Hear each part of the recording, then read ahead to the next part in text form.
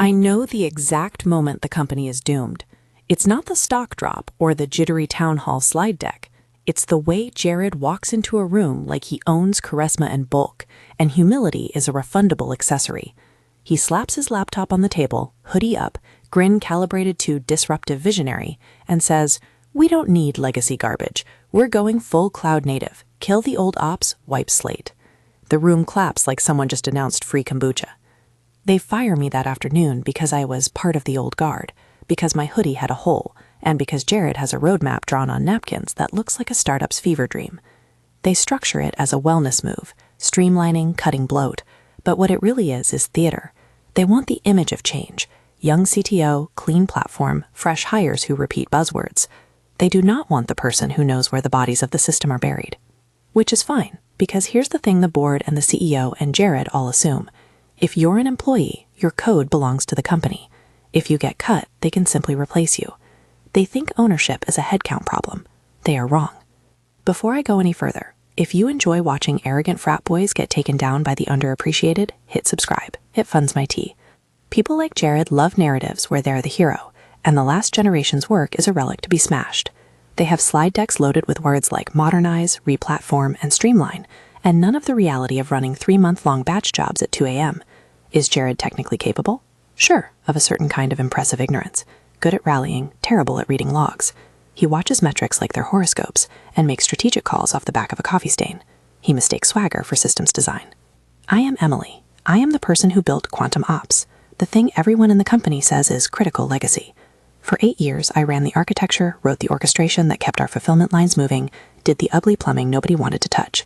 Quantum Ops is not a single binary you can point at. It's a cobbled cathedral. A set of APIs, hands-ordered integrations, a tangle of monitoring dashboards, scripts that behaved like glue, and one beautiful, stubborn license model that keeps everything honest. People used to joke that the system was like a house whose foundation someone had poured out of duct tape and stubbornness. That joke aged well. A few facts that matter. I didn't join as a W-2 engineer. I contracted through Ironclad Logic LLC, my consulting shell, for reasons both practical and naive. In 2018, when we signed the original deal with Richard, the CEO, it seemed clean. They wanted speed and expertise. I wanted flexibility and the ability to keep certain modules as productizable IP. The contract we signed was a licensing agreement, not a straight assignment of IP. And no, it's not theatrical legalism. It's a practical arrangement that all parties had negotiated and that Richard and I both initialed across the same watch-fuzzy coffee table. That distinction, vendor versus employee, matters like oxygen in a sealed room. As a vendor, I kept ownership of specific components bundled under Ironclad Logic. I granted the company a license to use them, with defined terms for maintenance, payment schedules, and enforcement. The license included a heartbeat mechanism. The company's systems pinged to confirm their right to operate under my code. It sounds drama-ready because, well, it was written by someone who knew that the difference between operational and in breach would matter someday. When I signed that deal, I didn't exactly picture Jared slouching into my life 6 years later. I pictured negotiated invoices and respectful boundaries. I did not picture passive-aggressive legacy jokes in meeting rooms, or the way younger engineers would nod at Jared while avoiding eye contact with me, like I had a transmission fluid stain on my soul. People ask whether I should have been an employee. The answer is complicated. Being a vendor let me own modules that I later productized. It also meant I protected myself with paper. Contracts are boring until they're not. Read them, I say now to anyone who will listen, because in an environment that prizes image over institutional memory, words on paper are the only slow, boring things that protect you. Back to Jared. His beginnings at the company are a story of opportunistic charisma. He arrives with a LinkedIn profile that reads like a motivational poster. He vilifies legacy systems like a man with a vendetta against furniture, not architecture. He says things such as, "You don't need whatever this patchwork is," to a room where people are eating their pride and not their lunch. And when he calls me legacy garbage in a closed meeting, sweetheart, built an entire logistics pipeline. I laugh in the room later at my desk, because sardonic laughter is how you keep your dignity without getting sued. They call the firing a restructuring. HR, Brenda, who has the practiced voice of someone who've done this too many times, slides the folder across the table like it's a condolence card. "We appreciate your contributions," she reads off a script that sounds like a clearance sale. They offer me a severance package with terms that smell like institutional wax paper. They want the optics of a clean exit. There are microphones that don't belong on the table. Whispers from Jared about consolidation, from Richard about moving faster. I hand over my badge. I hand over my laptop. It's ritualistic, of course. People think hardware is power. It's not. Hardware can be replaced with an invoice and a new device unlocked by a friendly IT ticket. What people forget is the part of work that lives in the world of agreements and intellectual property. You can repossess a MacBook. You can't repossess an idea that someone licensed you to use, unless you read the license. Before I leave, I slide a manila folder across the table. In the folder is the license agreement, printed and highlighted like a map to buried treasure. Jared eyes it like it's a boarding pass to a different economy. He assumes I'm trying to be difficult on principle. He says, "You're making this personal," as if ownership were a feeling and not a line item on a contract. And maybe that stings because it reveals their entire worldview. Architecture is replaceable. People are widgets. The future is a PowerPoint slide. I leave. They want me gone. I go home with a cardboard box and 3 houseplants that need more water and more patience than anyone here ever afforded me. Later that night, Mike, our junior dev, the one who always brought 2 strong coffee and moral courage, texts me a single GIF and a message. They really did it. Mike is sympathetic, the kind of ally who knows to keep his head down and his eyes open. He was the only one in the room who had the decency to ask if I wanted my desk plant. He did better than most. The contract is not theater anymore. The company is supposed to pay quarterly maintenance fees for the licensed modules. They stop doing that. They miss a quarter, then another. At first, it's an icing of bureaucratic neglect, an unpaid invoice languishing in accounts payable, and I send polite reminders. Then the chaos of talent churn and Jared's new stack promises them a narrative smoother than the actual work. They ghost the payment. Ghosting a payment is a material breach the license defines. It's a dull administrative thing that becomes explosive the moment someone decides to read a clause in a way that has teeth. You might ask, why didn't I sue, waive a subpoena, make a scene? Because litigation is slow and exhausting, and a terrible tonic for insomnia. Also, legal posturing gives public companies the AV-friendly drama they love. Lawsuits become slides and investor decks. I hired Heavy Metal Dave instead. He's a lawyer with a practiced growl and a tie that suggests either performance art or an inability to accept corporate color palettes. He reads the contract and nods like a man who has seen both the fractures and the power of paper. Dave's job is not vengeance, it is leverage. He drafts letters that smell like consequence without hyperbole. Lawyers like Dave are excellent at turning a paragraph into a lever and a lever into an invitation. There is an enforcement mechanism baked into the license, a heartbeat check and a revocation clause tied to non-payment. Technical, yes. Legal, also yes. It's the kind of boilerplate the average engineer scrolls past mid-contract, because you assume companies will do the same thing, pay invoices. They do not.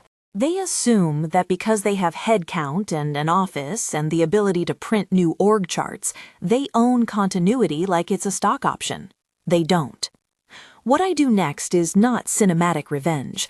There are no midnight break-ins, no dramatic hack-and-smash sequences. It is, instead, an exercise in contractual follow-through. The license is clear about what happens if the company stops paying.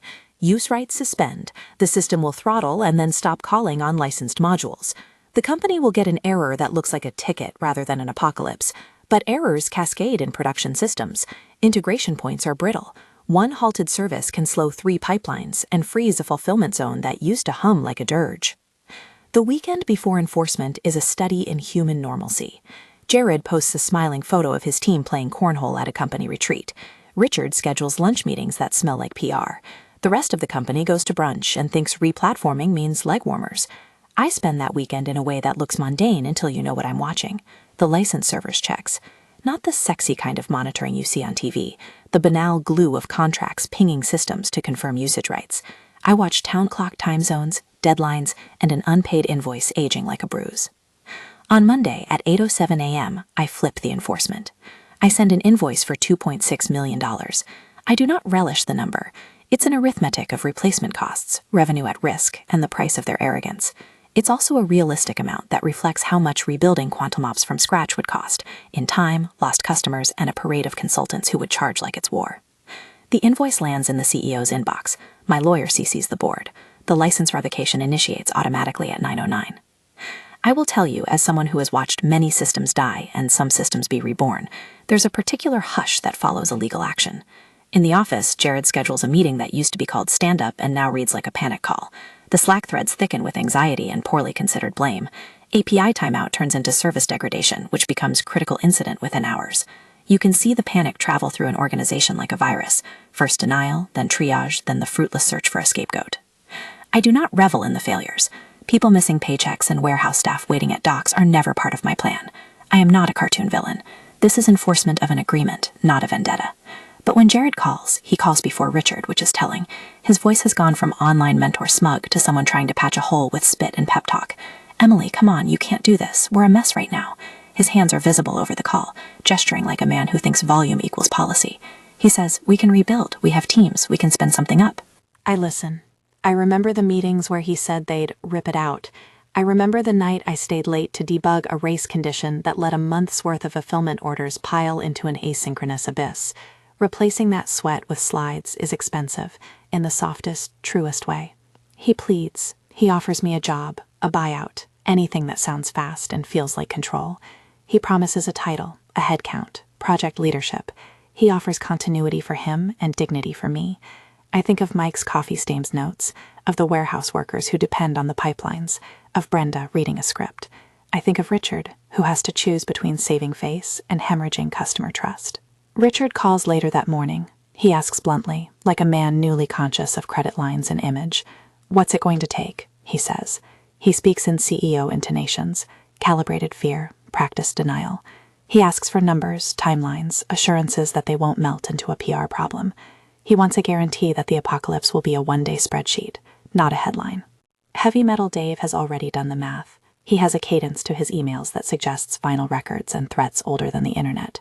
He does not threaten, he enumerates. Non-payment suspends the license. Suspension means degradation. Degradation threatens revenue streams. Dave does not require moral drama. He uses sentences that are short and consequential. He also knows that corporations prefer simple transactions to protracted drama. Companies will often buy certainty rather than risk rebuilding in public. I sit with the manila folder between coffee rings and an inbox that looks like an interrogation. The folder is a symbol as much as it is paper. It represents knowledge of the difference between code and control, between salary and rights. It smells faintly of copier toner and my favorite shrubbery from the office lobby. My phone buzzes. Mike texts, "Is this really happening?" I text back, "It is. Make sure you archive your notes." He says, "What do I do?"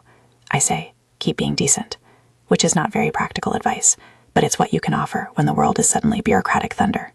The fancy, morally comfortable version of this story is that I pull a clever stunt and teach patriarchy a lesson. The honest version is quieter. Contracts have teeth when one side honors them and the other side doesn't. For people in tech, there is a mythology that everything runs on meritocracy and continuous deployment. The truth is more pedestrian. Everything runs on clarity, agreements, invoices, and who has the legal right to the thing that keeps the lights green. By late morning, the company's status page begins to look like a fever chart. Customers file support tickets. Mike whispers in a stand-up that a queue worker is dropping orders.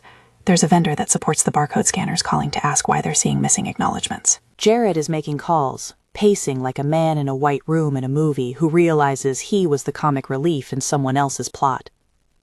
He schedules a war room, and war rooms are good at noise and bad at strategy. That evening, Richard calls again. Now his voice is thinned by the realization that PR and customers are not the same as being able to rebuild 2 months of work in a weekend. I do not gloat. I do not call anyone names. I do, however, remember every time Jared called my work patchwork and smiled while offering articles about replacing legacy with modern practices. I remember the smugness that comes with youth and the nastier smugness that comes when someone mistakes energy for expertise. Across that first week, there are meetings and a slow build of contingency plans and overpriced consultants proposing far-reaching audits. The company makes noises about open sourcing parts of their stack to sidestep the vendor issue. They propose migration strategies like it's a design sprint.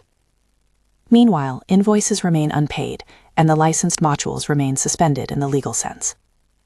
The system, loyal to its contracts, does what it's supposed to do. It stops providing the sanctioned services.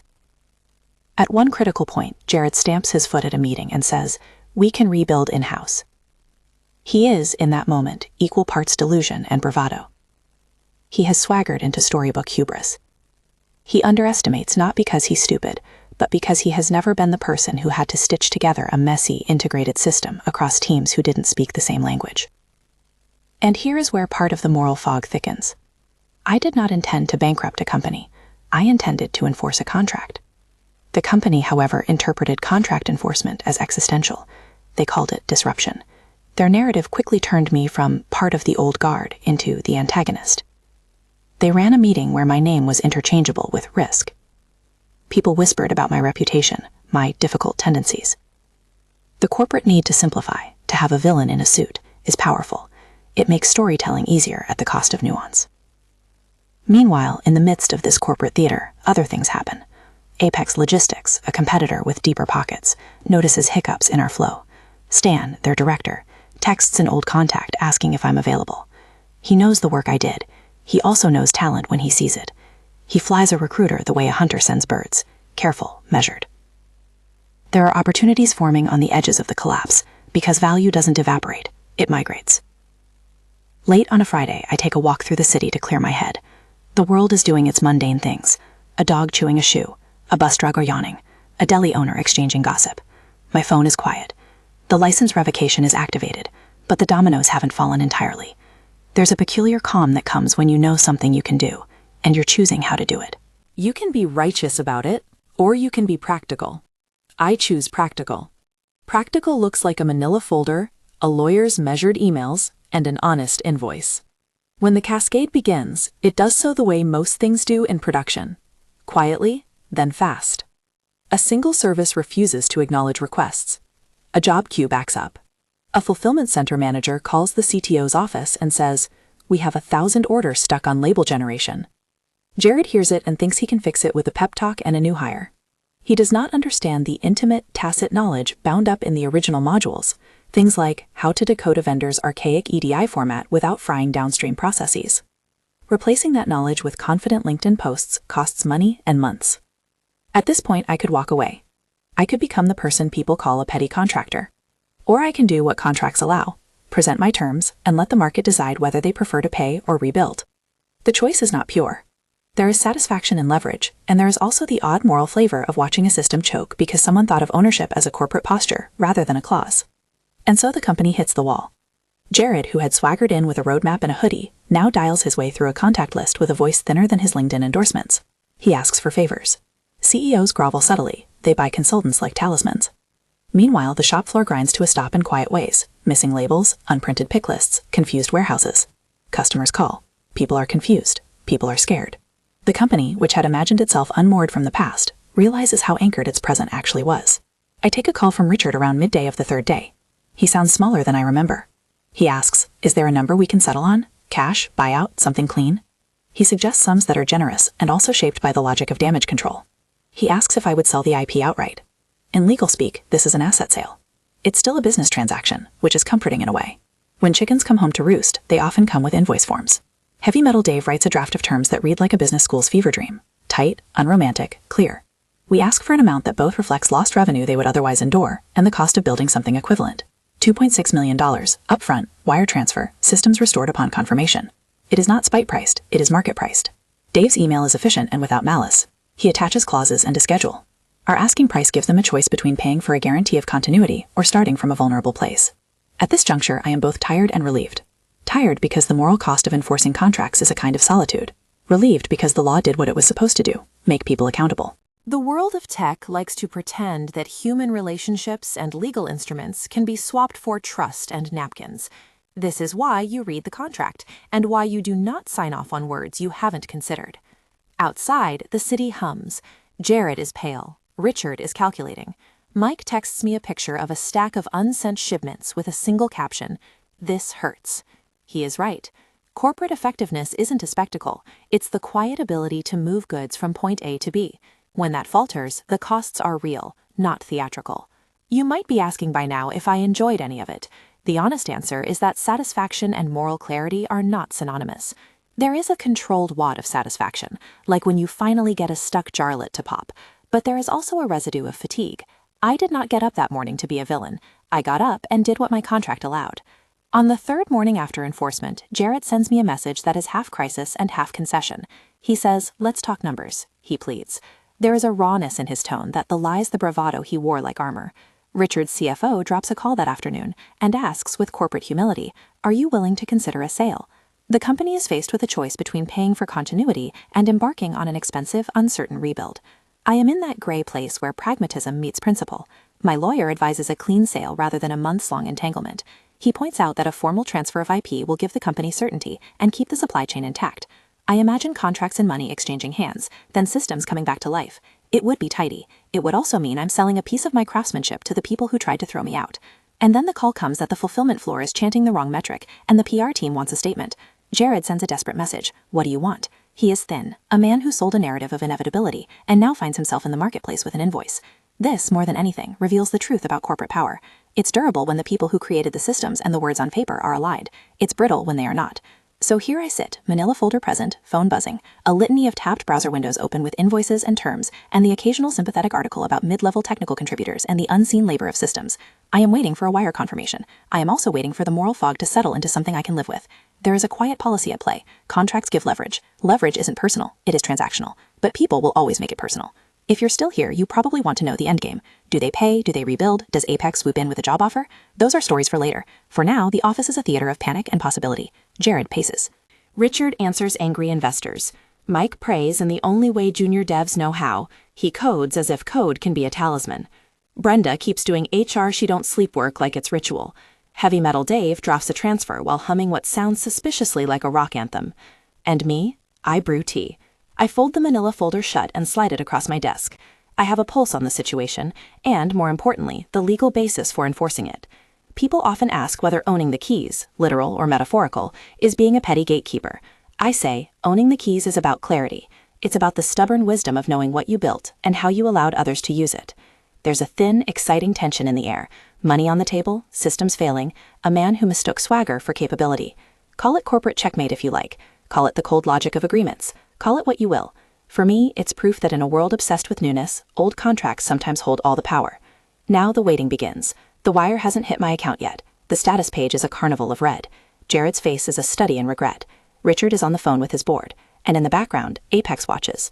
Stan calls my agent and says something about breakfast and a greenfield project. Would you want a follow-up where I walk through what happened after the wire hit and whether I took Apex's offer? Vote in the comments and subscribe. The wire lands like a notification you pretend not to see until you have to. My phone dings while I'm halfway through a sentence with a barista about oat milk. Heavy Metal Dave had warned me to expect bureaucracy, not fireworks. Still, when the bank alert pops up, an interbank confirmation, tidy and fatal in its mundanity, I feel a surprising little jolt, like the floor under you finding its footing. Within 20 minutes, the status page is green again. The dashboard that had been a horror show of timeouts and escalations snaps back to its usual smugness. For a company, back to green is the modern equivalent of a minute of healing. Everything looks healthy and somebody somewhere breathes like the world can continue. I get a call from Richard first. His voice is small but practiced, someone who's learned to be apologetic on a script. We transferred, he says. Wire's on its way. We want to thank you and apologize. Can we arrange a formal transfer now? Counsel will coordinate. That word formal makes it all the more clinical. We set a meeting. Heavy Metal Dave writes out transfer language that is mercilessly antiseptic, because clarity is the kindest cruelty in business. The sale paperwork is straightforward. Assignment of copyright in certain modules, a schedule of deliverables for a brief transition period, a non-compete that's narrow enough to be respectful to my craft, and a cash transfer that is not theatrical. $2. $6 million for the intellectual property and the rights to continue operating it inside their ecosystem. When the ink dries, electronically, because the world now frowns on fountain pens, there's a ritual handoff. Jared sits at the edge of the conference table, like someone attending his own epiphany.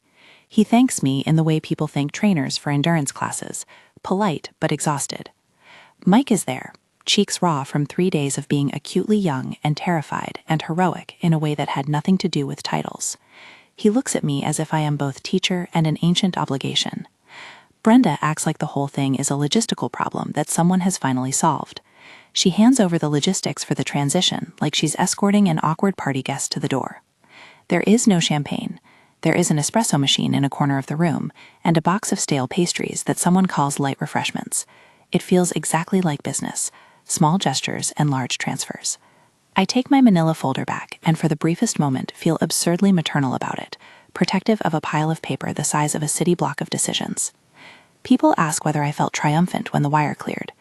Triumph is a scene of fireworks and speeches. What I felt was relief and a new unmooring. Collecting $2.6 million for something you built over years is not a tidy victory so much as a complex accounting of sweat, nights without enough sleep, and a particular kind of professional durability. The number is practical. It buys time and options. It is not a morality play. What happens to Jared is the soft kind of corporate correction that rarely satisfies storytelling instincts. He's not lynched in a shareholder meeting. He is rather unmade in quieter stages. The board circulates documents about leadership alignment. Jared's supporters recalculate their positions. At first, he keeps his title. because firing a CTO in public is messy. But his autonomy evaporates. More checks, more committee oversight, a parade of consultants whose job is to make him feel busy and safe. The hoodie still fits, but the rhythm of his decisions changes. The people who were enamored of his drilling charisma now ask for roadmaps with budgets attached. It's a slower fall than you might expect, more like a man learning that velocity doesn't equal direction. Richard, meanwhile, breathes with the new oxygen of continuity. He tells shareholders that they made a difficult but necessary decision, and that continuity would secure the customer base. Does he regret the bad faith way the restructuring was handled? Perhaps. He apologizes to me in a phone call that sounds sincere on the surface and pragmatic underneath.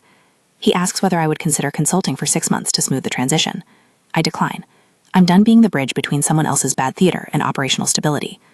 Mike gets a promotion 2 weeks later, which reads like small justice. Not a title that will revolutionize his mortgage, but a recognition that people who stay and learn sometimes inherit things left behind by chaos. He is steadier, quieter. He texts me a photo of his new workstation with the caption, "I still remember the patterns." He hangs on to that humility in a way that makes me optimistic about the craft surviving beyond personalities. Apex calls. Stan, who has the particular warmth of a man who ships freight for a living and makes decisions the way someone arranges cranes, invites me to breakfast. He gives a no-nonsense pitch. Come build something the right way, on terms that respect both product ownership and engineering sanity.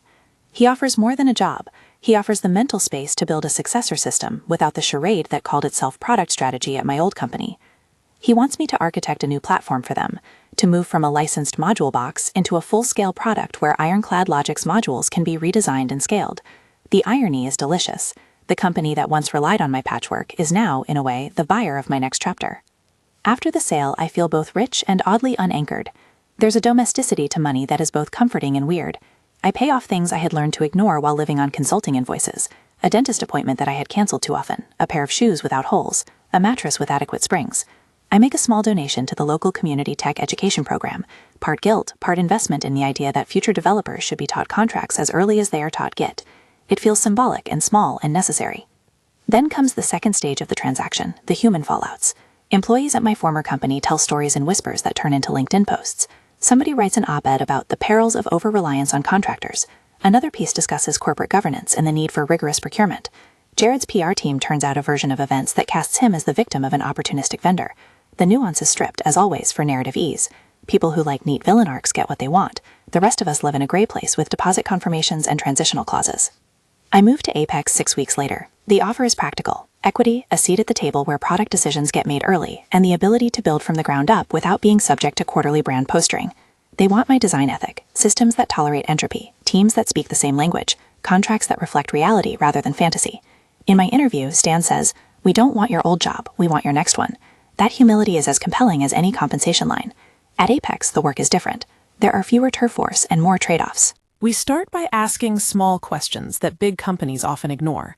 What transactions actually look like on the floor? What happens when a vendor sends a malformed payload? How to handle humans who are not senior engineers, but are essential to keeping shipments moving. We create a roadmap that is deliberately unspectacular, small, steady, correctable. It's boring in the best way. Rebuilding the stack at Apex is frankly a relief. It feels like gardening after living through a demolition. I hire people who like reading contracts because they like knowing what will happen when things go sideways. I put in place vendor relationships with language that is clear but humane. We design licensing models that respect both scalability and fairness. Part of me continues to be surprised that the world rewards cosmetic gestures more often than substantive engineering. Part of me delights in the chance to prove otherwise. There is inevitably moral calculus. The sale of IP to my former employer, people ask whether I felt like I sold out by allowing them to keep what they had so cavalierly tried to discard. The answer is complicated. Selling the code back to them felt like a transaction that served a pragmatic purpose. I could have kept the IP and licensed it to new customers, but that would have chained one side of my life to the spectacle. Selling gave me detachment and runway. It also paid for the safe bet of building something more principled. The industry watches. My story becomes, in certain circles, a cautionary tale and a parable. Some colleagues laud my contractual literacy. Others murmur that the spectacle encourages bad behavior, that vendors who hang on to systems can weaponize reliance. That critique is valid. The difference between enforcing a contract and wielding leverage as a cudgel is a tight ethical line. I think about that line a lot. Because the truth is that contracts don't make you immune to regret. They make choices legible and enforceable. They don't make those choices necessarily clean. There is a softness to the aftermath, the inventory of relationships frayed by the fight, the junior folks who had to watch everything happen. Mike sends me a text months later. I got my mentor badge. Thank you for whatever you did, for not letting them forget us. I answer, keep building. Read the paper. He replies with a gif that indicates both gratitude and exasperation. What I learned is both simple and, to a lot of people, revolutionary. Be precise about what you own. In Silicon Valley mythology, ownership is often conflated with having an office next to the espresso machine or being on the payroll. But ownership lives in agreements. It lives in whether a maintenance fee is current or whether a clause grants the kind of rights that keep systems humming. The drama only works because we confuse headcount for control. There are, of course, shades of ambiguity. I sit sometimes in the new office at Apex, looking at code bases that are cleaner by choice, and think about the people who lost jobs or livelihoods during the week I enforced the license. There are warehouse workers who had their days disrupted. There are customer accounts with delayed shipments.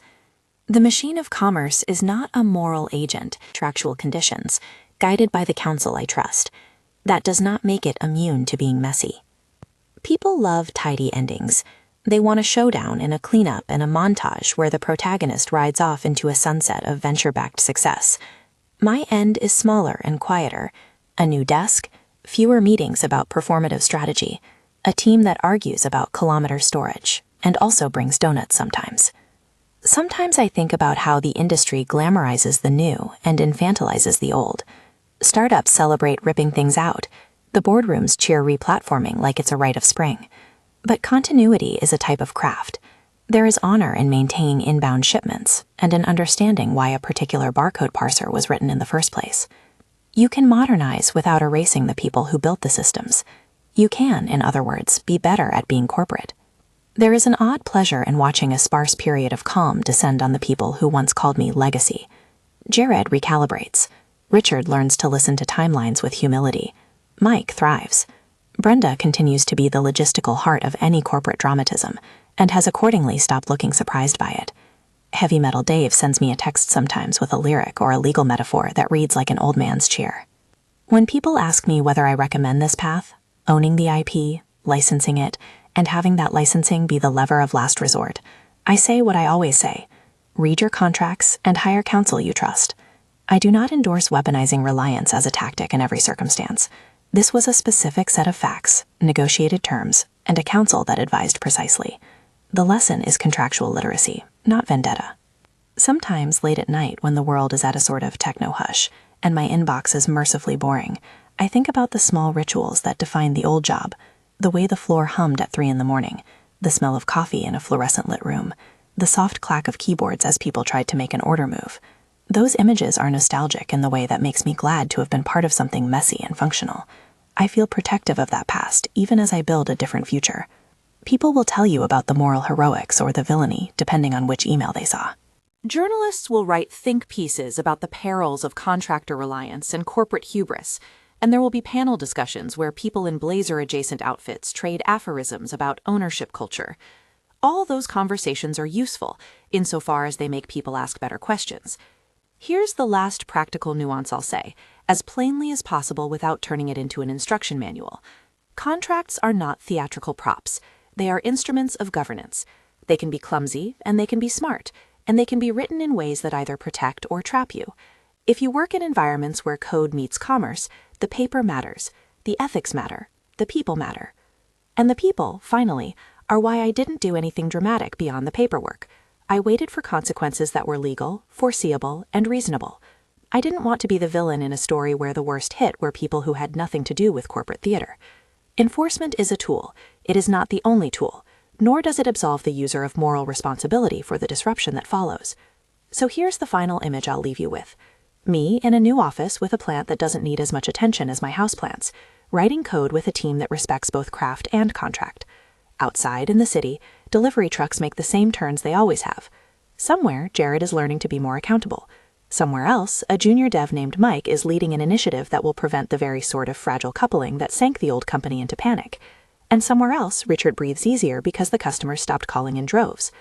Call it corporate checkmate if you like, if checkmate is a term you use for a business resolution where leverage meets law and the market acts. Or call it what it actually was, a set of negotiated outcomes that allowed a company to buy continuity and allowed me to buy the space to build again. Both are true, and both are unromantic in their own ways. If you liked this and you want the follow-up where I break down how things looked 6 months after transfer, what Apex built, how Jared's career arc continued, and whether the industry learned anything from the dust, tell me below.